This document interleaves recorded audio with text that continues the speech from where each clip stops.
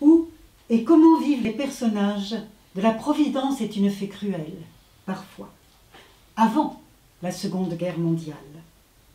À Ollioules, dans le midi de la France, Armand et René, mes grands-parents paternels, achètent une propriété horticole, la Ferrane.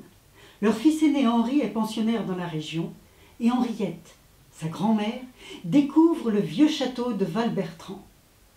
Aujourd'hui Château-Vallon, centre de création et de diffusion culturelle. Elle le loue, projette de s'y installer et s'y installe avec des poules et beaucoup de travaux en perspective. À Sanary-sur-Mer, en 1934, Marie et Marcel divorcent. Marie s'installe à Marseille avec leur fille Simone. Marcel, lui, est souvent à Saint-Étienne pour diriger son usine d'armement. En 1930, 2 pistolets, Union de force à chargeur en fer à cheval, ont été brevetés en son nom. Quand elle n'est pas en pension, Simone aime retrouver la maison paternelle, le soleil, la mer et Sanary, où elle se lie d'amitié avec les 3 frères Dumas, Frédéric, Hervé et Olivier. Frédéric plonge en apnée dans la baie de Sanary et avec Taliès et Cousteau, il tourne un premier film documentaire par 18 mètres de fond.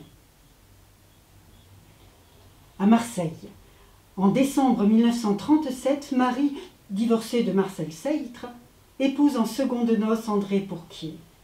Oh, désapprobation vive de Marcel et de Simone. Ils n'ont peut-être pas tort, puisque Marie divorce 6 mois plus tard. Simone est adolescente. Elle est pensionnaire à Lyon.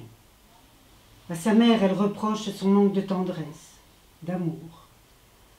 À son père, sa dernière compagne, Mathilde. Et très jeune, elle entend parler des républicains espagnols. Mais elle ne sait plus trop. Elle est en révolte contre ses parents.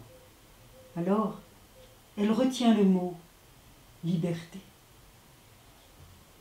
À Paris, Armand Maiglet travaille en relation avec le ministère des Affaires étrangères pour son entreprise de commerce international. Et René met au monde d'autres enfants, Jacques, Françoise, Marie-Jeanne et Jean-Pierre. En février 1937, Henri, le fils aîné, alors étudiant dans une école de publicité, est appelé pour ses obligations militaires. Pour connaître la suite, je vous invite à regarder la prochaine vidéo, La Providence pendant la Seconde Guerre mondiale.